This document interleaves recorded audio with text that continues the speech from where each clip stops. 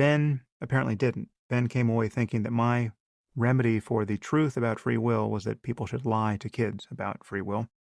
And he started saying that in subsequent interviews. So there's Ben misrepresenting my views. So I reached out to Ben by email, very much the way I reached out to Ezra by email. I said, Ben, you've got me totally wrong. That was a joke. Again, this started with an email exchange where I was like, Ben, what the fuck? You got this wrong. What did Ben do?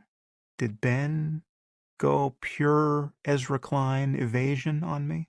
Did he pretend to be clairvoyant, as so many of my leftist critics do?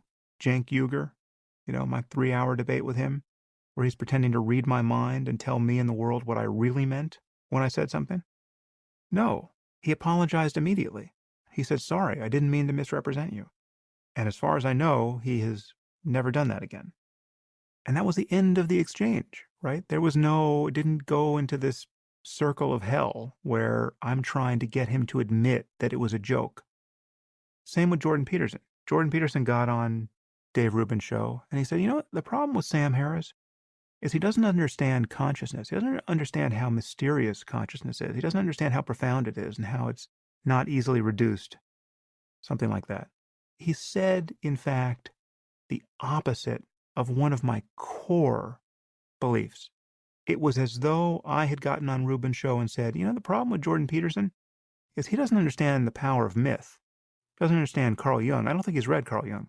That is the center of the bullseye for Peterson, and that would be me inverting it. Well, the profundity and irreducibility conceptually of consciousness is the center of the bullseye for me intellectually, and he was getting it wrong.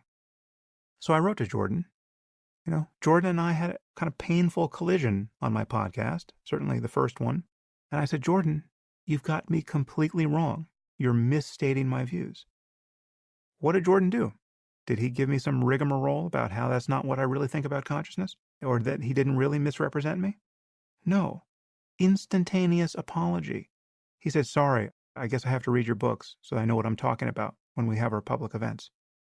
That is a difference that cannot be exaggerated. That is everything. Peterson and Shapiro and I will go on to disagree about many things. It could be very heated. I have no idea how intense some of these conversations could get in the future, but there is a world of difference between bad faith misrepresentations and an honest engagement with a person's ideas. Ezra Klein does not appear to know the difference. I will do my best to show him on this podcast.